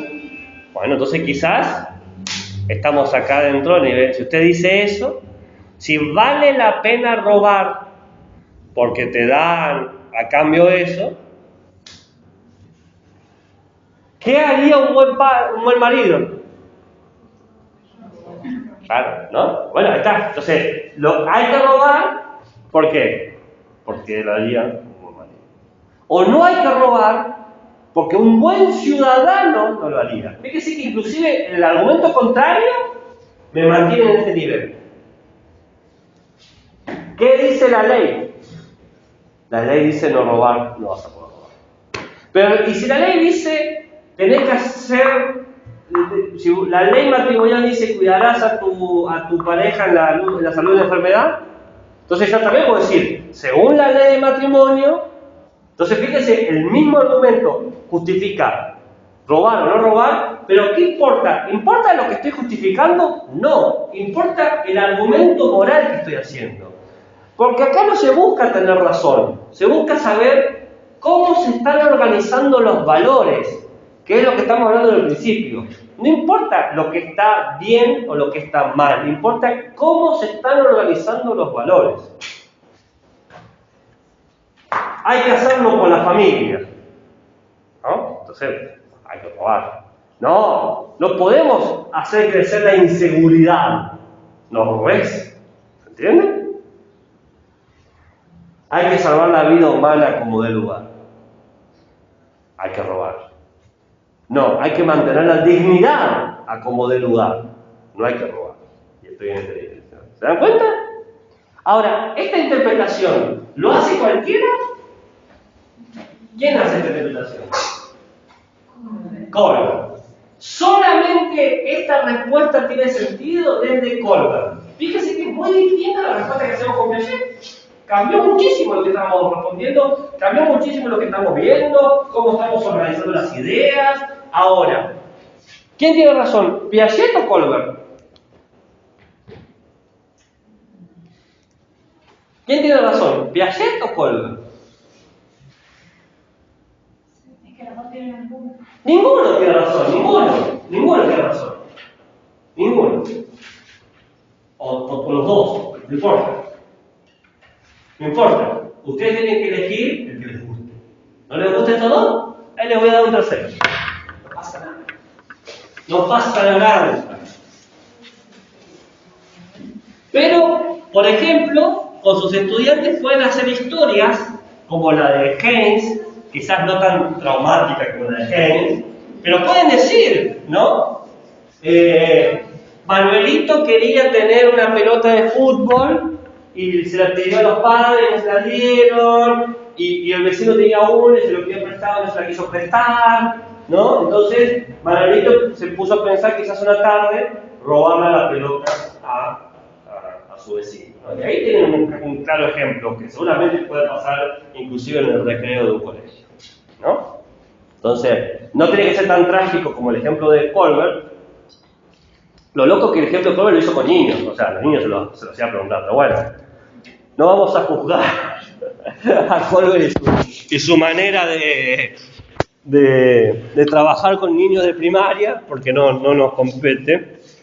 Ahora vamos a hablar de otro, del discípulo de Colbert, Lynn. Todos son discípulos, acá quédense tranquilos hasta llegar al último. Lynn, ¿está de acuerdo con Colbert? ¿Está de acuerdo con Colbert? Lynn. L-I-N-D. Lynn. ¿Está de acuerdo con Colbert de que uno va avanzando en su desarrollo moral y que puede quedarse en el camino? Que no necesariamente todos van a ser autónomos, ¿no? Lynn está de acuerdo con eso, y sí es verdad, no todos alcanzan la plena autonomía, la mayoría alcanzamos cierta autonomía y cierta heteronomía. ¿Qué era heteronomía? Otro. ¿Y qué era autonomía? Yo, perfecto. Parece una mentira, parece algo pesado, pero me ha pasado en muchos finales que le pregunto, bueno, deme un ejemplo de moral heterónoma. Y me miran. Entonces le pregunto, ¿qué era heteronomía? Y me miran. Digo, heteronomía es que otro te da el valor. Por ejemplo, vos estás caminando por la calle y el policía te dice, deténgase. Y usted se detiene. Ese es porque otro te dijo que hacer las cosas, ¿no? ¿Y por qué te detenés? Sí, pero ¿por qué? ¿Por qué qué? Sí, ¿y qué más? ¿Qué tiene? ¿Por qué? Claro, ¿y? Sí, ¿y qué más? Hay algo más básico ahí. ¿Y si yo decido seguir caminando? ¿Qué? El castigo, me puede dar un balazo en la espalda, qué sé yo, no sé, lo que considere el policía necesario. Entonces, de repente digo, no, ¿cómo no, oficial? ¿Cómo anda? ¿Todo bien? No. Qué amables y cordiales que somos con los policías. ¿Por qué? Porque la heteronorma es muy fuerte sobre nosotros. Entonces, Lynn está de acuerdo de que uno, inclusive siendo adulto, puede seguir la heteronorma, ¿no? Pero está en desacuerdo de esta idea de que uno siempre está como haciendo cálculos. Vieron que esta idea de los razonamientos que se dice como que estábamos calculando todo el tiempo. Era cuestión de, si decís esto, es esto otro. Y si decís esto, es como una cuestión matemática lo que estábamos haciendo recién. Si decís que es por miedo al castigo, es preconvencional. Si lo decís que es por la ley, ¿cómo? Es convencional. Dice, es como medio acartonado. Y ¿saben qué no tiene en cuenta? Las emociones. Es como si todo el tiempo fuese racional, como que todo el tiempo estamos calculando qué está bien y qué está mal, pero a veces emocionalmente sentimos lo que está bien o qué está mal, a pesar de que no tengamos razonamientos que puedan sostener. ¿No? ¿No les ha pasado a ustedes que sienten algo? Por ejemplo, un problema de piel con alguien y dicen, no me llevo bien con esta persona. ¿Y qué es lo que te llama? No sé, pero no me cae bien. O lo contrario, amo a esta persona. ¿Y por qué la amas? No sé, pero lo amo. ¿No? Entonces, lo que dice el índice está bien la parte racional, pero es incompleta. Porque la persona no es puramente racional. La persona también es un ser emocional. Entonces, Lynn va a incorporar otra cosa que no teníamos hasta ahora, que eran las emociones. ¿No? ¿Qué eran qué? Las emociones. Como las emociones no son sí y no, blanco y negro, las emociones son como un espectro, el sistema de Lynn va a ser el sistema de... ¿Ustedes han utilizado las matrices? No se llaman matrices ustedes, para evaluar, no son diagramas, las rúbricas. Las rúbricas, viste que dicen, logró muy satisfactoriamente, logró satisfactoriamente, casi lo logró. Bueno, él va a hacer que los juicios morales sean de muy de acuerdo a muy en desacuerdo. Entonces va a ser como un espectro de opciones entre, digamos, muy de acuerdo y muy en desacuerdo. Entonces, por ejemplo, 1 es muy en desacuerdo y 10 es muy de acuerdo, ¿no? 1 muy de acuerdo y 10 muy de desacuerdo, no importa, no importa la relación, podría ser A o Z, ¿no? Y 5 sería el punto medio. Entonces, él va a poner situaciones y va a ver cómo la gente va estableciendo parámetros emocionales y racionales para tomar las decisiones, ¿no? ¿Qué? Acá le puse muy de acuerdo y acá muy de desacuerdo. 1, estoy muy de acuerdo de la decisión tomada. 10, estoy muy en desacuerdo de la decisión tomada. ¿Le es contraintuitivo? ¿Quiere que lo diga al revés? 10 muy de acuerdo. A mí me da lo mismo. Pueden poner el número que ustedes quieran. 5 es punto medio. ¿Vio? Neutral. Entonces, hola. Muy bien. ¿Trajeron la microsecuencia?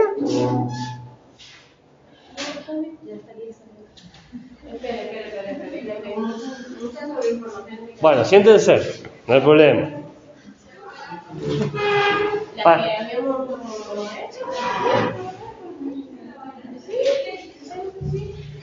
No sé. Hola. Hola. ¿Han traído la microsecuencia para hoy? Sí, ¿vos traes para mostrarme? Para la actividad práctica de la materia ética y ciudadanía que se evaluaba el... ¡Vámonos! Bueno, se pasa para el 9 del 9. El lunes que viene. Esta materia evalúa, ¿sabían, no? Okay.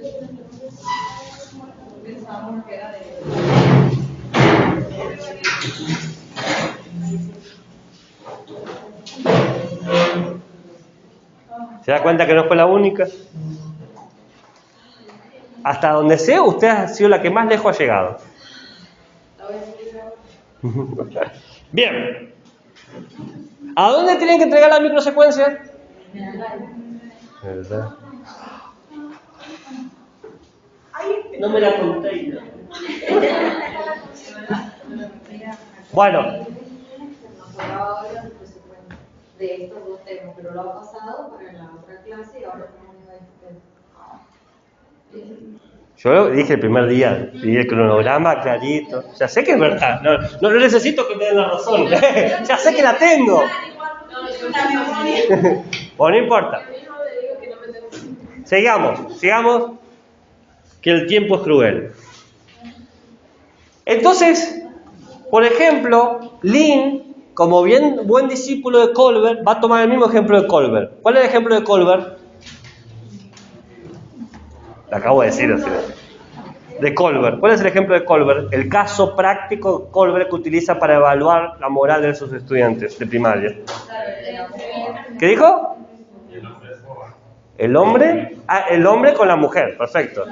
Entonces toma lo mismo, entonces él en vez de decir qué hacer, dice distintas situaciones de lo que hizo el hombre, ¿no? Por ejemplo, dice: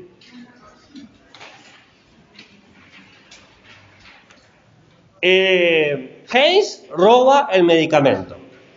¿Muy de acuerdo o muy de desacuerdo? ¿No? Y la gente pone del 1 al 10 distintos números, ¿no?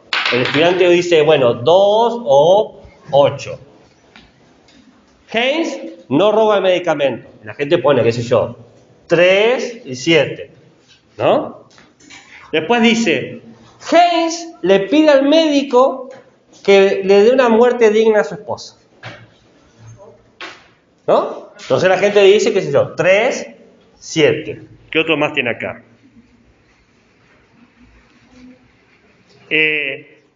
La mujer le pide a Haynes que lo mate.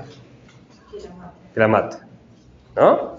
Entonces, distintas situaciones que afectan emocionalmente, que no es simplemente el cálculo racional ahora, sino que nos atraviesa las emociones. ¿Se entiende? Entonces uno no puede decir simplemente hay que hacer siempre esto y por eso siempre estoy en este nivel de heteronomía o autonomía. Porque no sé, a veces emocionalmente hago lo que otros me dicen y otras veces emocionalmente soy totalmente autónomo. Justamente, usted recuerda que hablaba de la influencia en el hogar. Quizás yo crecí con mucho resentimiento hacia mi padre, entonces cuando mi padre me dice algo, por más que inclusive sea algo que bueno para mí, la emoción que tengo me hace, me lleva a estar profundamente en desacuerdo. Eso es lo que dice Lynn. Uno cuando hace juicios morales y organiza sus valores, no solamente utiliza argumentos racionales, sino que utiliza argumentos emocionales. Quizás el marido, Haynes, odiaba a su esposa, entonces no quiere que viva. Dice, yo ya cumplí mi parte. O quizás la ama tanto que prefiere morir él para que sobreviva ella. Entonces eso ya no es un cálculo racional, es enteramente emocional. Por eso dice Lynn, no podemos decir que la manera de organizar los valores sea simplemente qué argumento tengo miedo a que me peguen, mi mamá me dijo que esto es ser bueno, la sociedad dice que esta es la ley que hay que respetar. No basta eso, porque inclusive yo sabiendo que está bien, cuáles son las leyes, cuáles son los castigos, emocionalmente puedo ir en contra de esas cosas, porque es así. Entonces, acá tenemos otro elemento práctico para poder testear cómo nuestros estudiantes organizan sus valores con situaciones emocionales. Volviendo al tema de la pelota, ¿por qué Mariano quería la pelota? Quizás porque hace poco murió su abuelo y lo único que hacía con su abuelo era poder jugar a la pelota y quiere volver a jugar a la pelota. Entonces ahora ya la idea de robar la pelota tiene un nuevo peso. Ya no es simplemente quiero la pelota. Hay un vínculo emocional. Entonces, ¿estarías de acuerdo de que Mariano robe la pelota? Y ahí quizás la gente, el que estaba antes profundamente en desacuerdo, quizás diga, ¿sabes qué? Quizás un poco. ¿Entienden? Muy bien.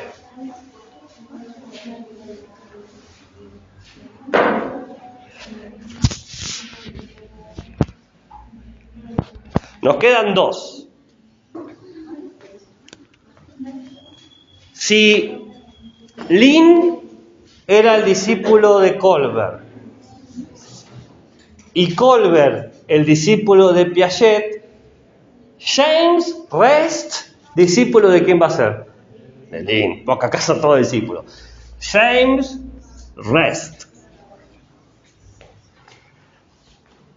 James Rest va a estar de acuerdo con Lynn de que los juicios morales, la manera en cómo organizamos los valores, no son enteramente racionales. Es como obvio, ¿cómo vas a discutir eso? Hay elementos profundamente emocionales. Pero va a estar en desacuerdo con algo, Res. Dice, el problema de Lynn es que cree que somos conscientes inclusive de nuestros sentimientos.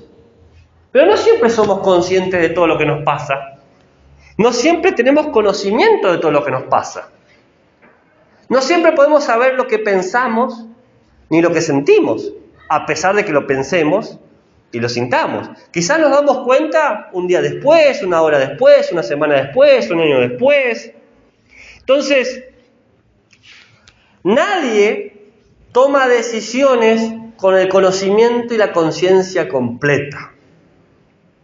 Siempre hay elementos que se nos escapan. Elementos contextuales y elementos biográficos. Así, de los otros y de nosotros. ¿Bien? Entonces, él va a hablar de no solamente cómo la vida de uno lo coloca en un lugar, sino que va a mencionar que tenemos que saber, me estoy quedando sin tinta me parece, tenemos que saber todo el contexto que hace que tomemos este orden moral en particular. Él va a hablar que hay 3 esquemas principales que funcionan en conjunto. Está el esquema de los intereses primarios, por ejemplo, sobrevivir, alimentarse, ¿no? Los intereses básicos. Después está el esquema de las normas, que tiene que ver cómo nuestra sociedad nos enseña que tenemos que satisfacer estos intereses.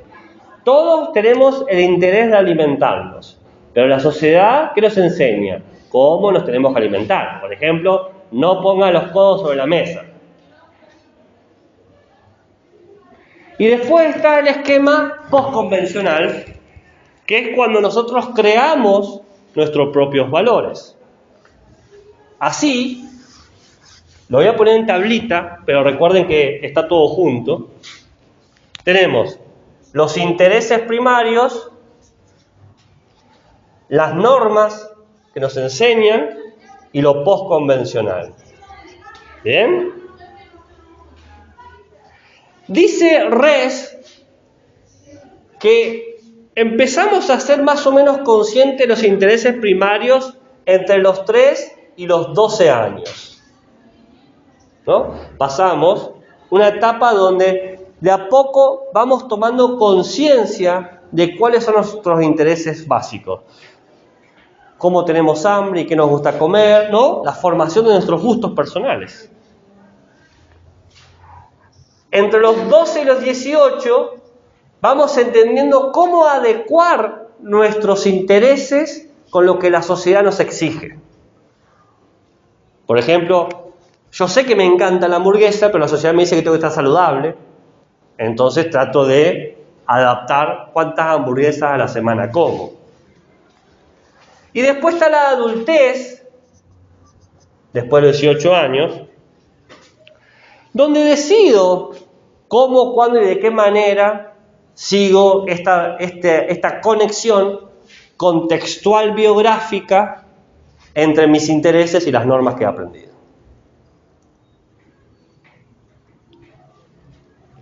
Fíjense que la estructura se parece a la de Colbert, ¿no? Como lo preconvencional, lo convencional y lo postconvencional. La diferencia con Colbert es que Res incluye acá las emociones, ¿no? Porque sigue Aline acá, y entiende que esto está integrado, no es que va a pasar siempre, porque yo puedo quizás en la adultez darme cuenta que necesito otra cosa básica en mí, que no me he dado cuenta antes. ¿Qué sé yo? En realidad siempre necesité tener hijos, o en realidad nunca necesité tener hijos, lo que sea. Me puedo dar cuenta de que un interés básico lo tengo o no lo tengo. ¿Entiendes lo que digo? Yo puedo venir de un contexto que me enseñan esto es lo que tenés que hacer y yo puedo aceptarlo y puedo también cambiarlo.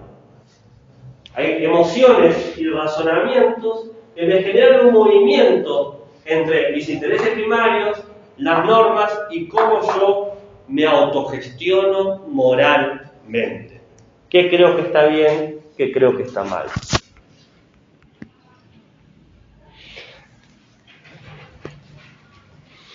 ¿Cómo se evalúa esto?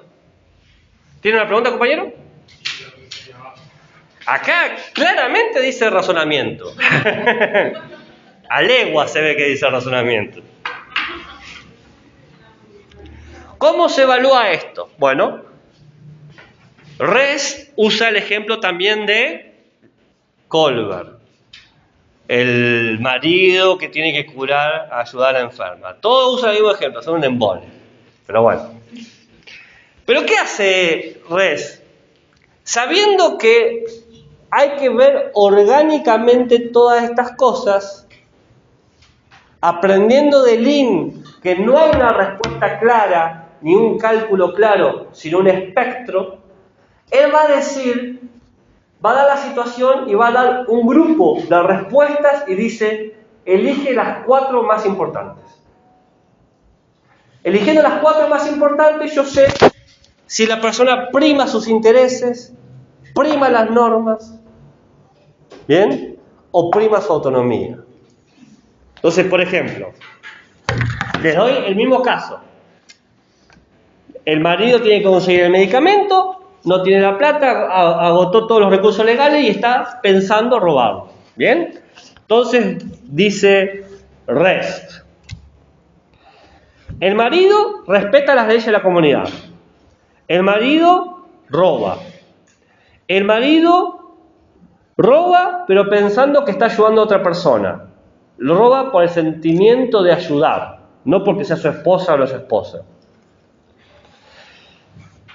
El marido roba porque cree que es lo que debería hacer un buen esposo. El marido piensa que no importa lo que haga, su mujer va a morir. El farmacéutico tiene derecho a no querer vender sus cosas, porque lo inventó. La vida es importante cómo uno termina y no cómo uno ha vivido. La vida es importante cómo uno ha vivido y no cómo uno termina. La sociedad no puede decidir quién vive y quién muere. El farmacéutico se escuda en una ley que protege a los ricos. El farmacéutico merece ser robado por ser cruel. Entonces yo les doy todo este argumento y digo, bueno, ¿cuál de estos para ustedes son los 4 más importantes? Y según que elijan, tengo un espectro y en ese espectro puedo decir, ok, en el juego de las emociones y las razones, moralmente están aquí. De vuelta, en el caso de Haynes, es muy cruel, veamos con el tema de Manolito y la pelota. ¿Por qué Manolito está pensando en robar la pelota al vecino? Una, por quererse acordar a su abuelo. 2, porque le gusta la pelota. 3, porque le cae mal el vecino. El vecino debería prestar la pelota si la tiene. Los papás de Manolito deberían comprar una pelota porque la está pidiendo. Manolito no debería exigir una pelota si no es buen estudiante. La pelota debería ser un regalo para su cumpleaños, no para ahora. Entonces yo puedo hacer un gran marco de cosas y según qué se esté primando, por ejemplo, el egoísmo, la sociedad o el pensamiento crítico, vamos a ver cómo se organiza. Egoísmo, sociedad o pensamiento crítico. Y decimos, estos estudiantes están en este nivel moral, en este orden axiológico particular. ¿Se entiende? ¿Tiene razón Res en lo que dice? Es una estimación. ¿Eh? Es una estimación. Ok. ¿Y tiene razón? ¿Tiene razón? ¿Usted dice que tiene razón?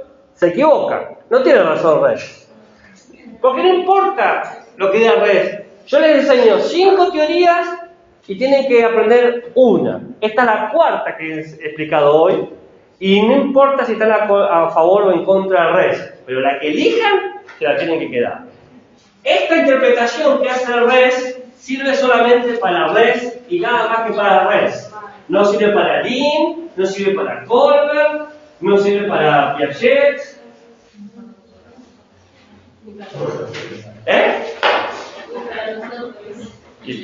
Vamos con la última, ya terminamos. ¿Qué hora es? Me quedan 6 minutos. Vamos a llegar bien, vamos a llegar bien.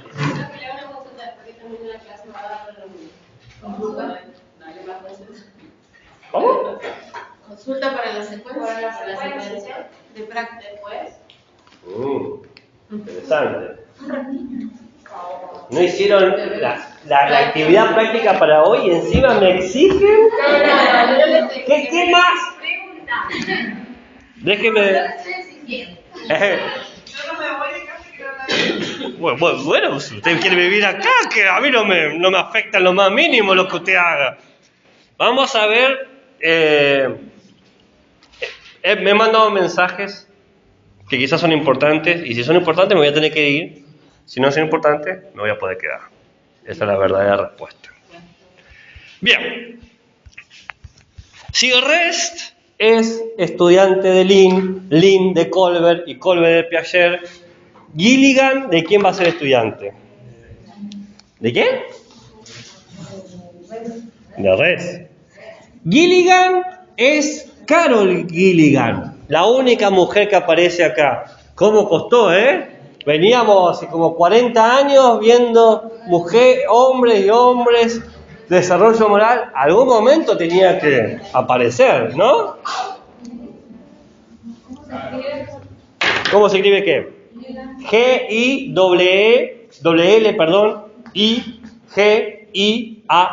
Gilligan.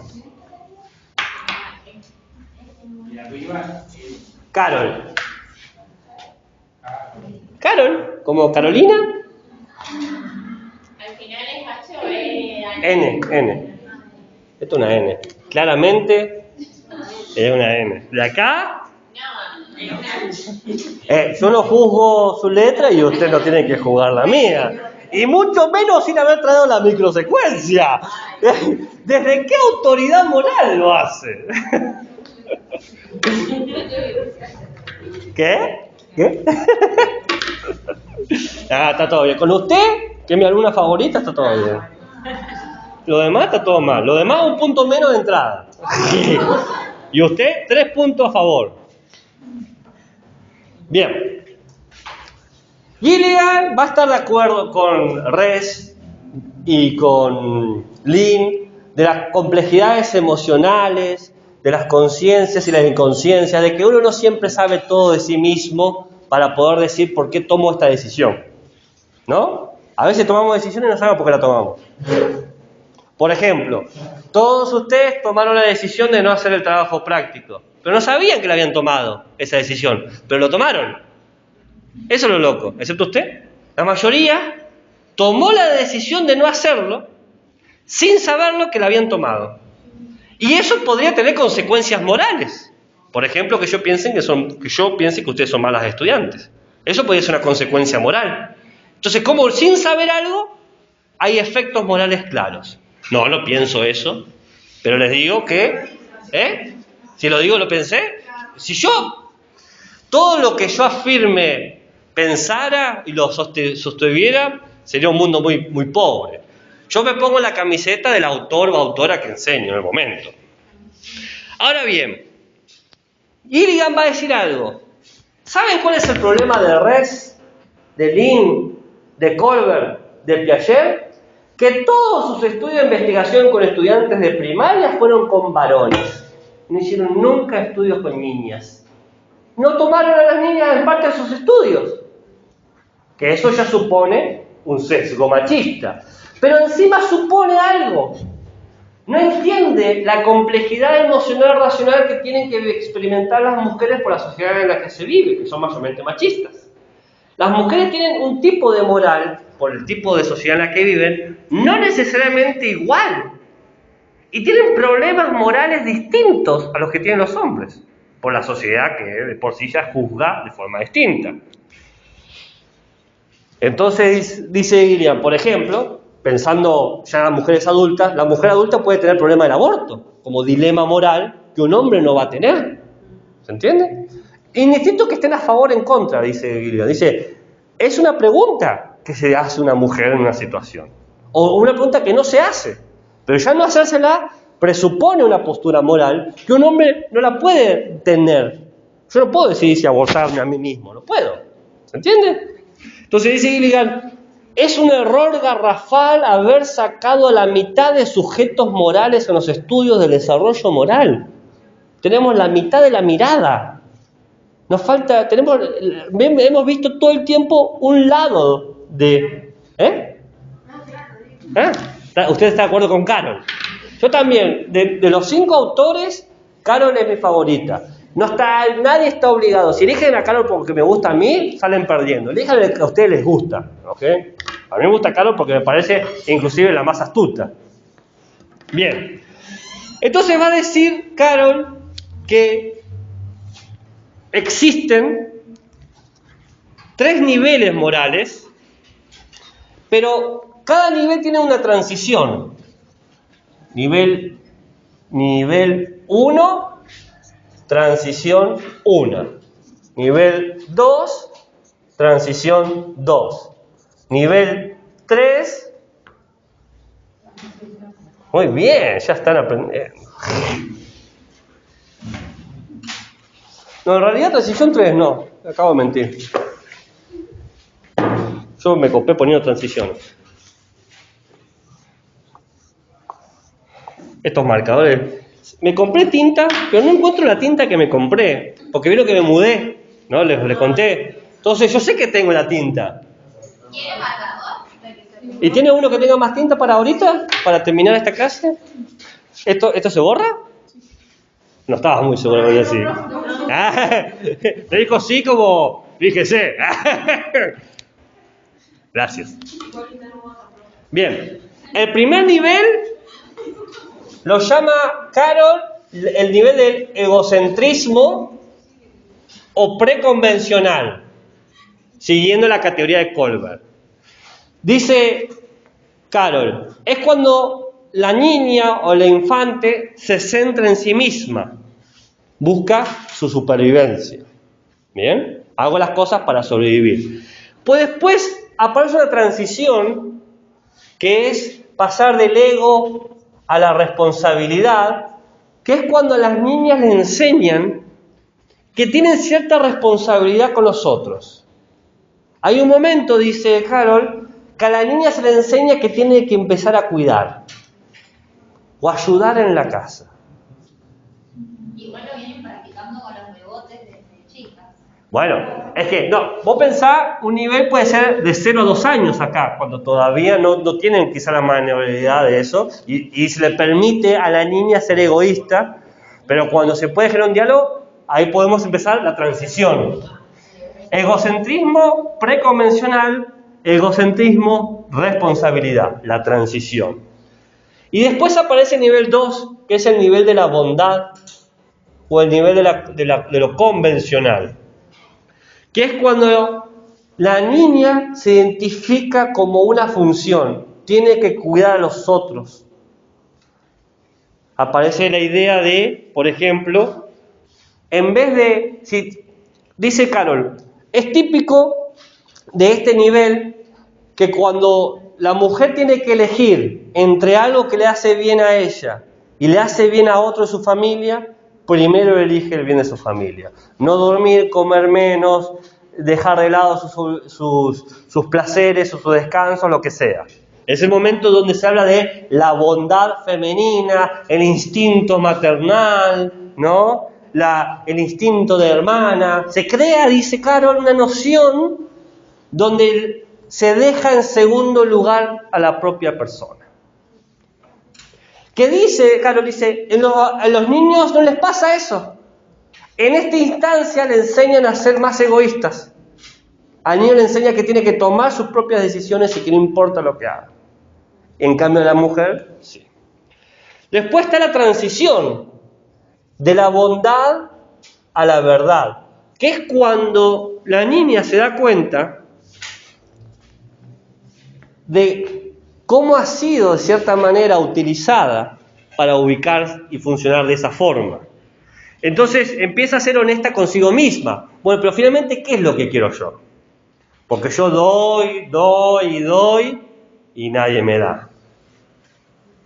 ¿No? ¿Qué es lo que yo? Entonces aparece el tercer estadio, que lo llama a ella la no violencia, que es cuando se busca un equilibrio entre la autonomía, el poder y el cuidado. Que es cuando la mujer se da cuenta de que tiene que sostenerse, pero también entiende que es un valor importante cuidar a otros. Que no es algo tonto el cuidar a otros. Pero para cuidar a otros también me tengo que cuidar a mí mismo. Entonces, ese es el tercer estadio. Dice Carol que no todos, en este sentido lo sigue de Lynn y de Res, no todos llegan al tercer estadio. Hay gente que se queda en la transición o en el nivel 2. La mayoría de las mujeres llegan al nivel 2. Y acá te das cuenta cómo Carol crea situaciones para trabajar realmente con niños y niñas. Porque les voy a leer el caso. No trae ya el esposo que tiene que traer el remedio que se va muriendo y ves tu alumno de 8 años asustado como huevo frito, así, sino que trae un cuento. Ella trae cuentos con problemas morales. Les leo un cuento. Y con esto terminamos. Me he pasado por lo que estoy viendo unos minutitos. 2 topos muy trabajadores habían cavado una madriguera para pasar el invierno. 2 topos muy trabajadores habían cavado una madriguera para pasar el invierno. Al llegar el invierno, un puercoespín, poco previsor, intentó compartir refugio a los topos. Los topos, preocupados por el bienestar del puercoespín, lo dejan entrar a su madriguera. Pero, como había poco espacio para 2 topos y un puercoespín, los pinchos del puercoespín terminan lastimando a los topos. ¿Qué deberían hacer los topos ante esta situación? ¿Deberían echar al puercoespín porque el puercoespín no hizo la madriguera a tiempo?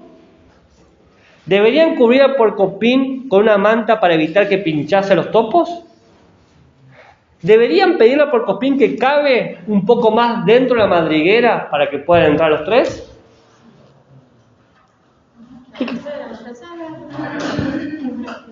Las 3 tienen 3 niveles distintos. La primera es el nivel del egoísmo. Topo, andate. La segunda es de la bondad. Le resuelven el problema, lo tapan ellos con una manta. Ni siquiera el puercoespín hace nada. Generó el problema y no hace nada para resolverlo. La tercera es la no violencia y del cuidado. Ok, no te vamos a echar porque te va a lastimar, pero tampoco te podés quedar acá sin hacer nada. ¿No? Dependiendo de lo que respondieron, pueden saber en qué nivel estadio están. Si usted, Corcho, bueno, usted está acá, según Gilligan, usted está acá. Gilligan le diría, transite hacia la verdad y gane autonomía.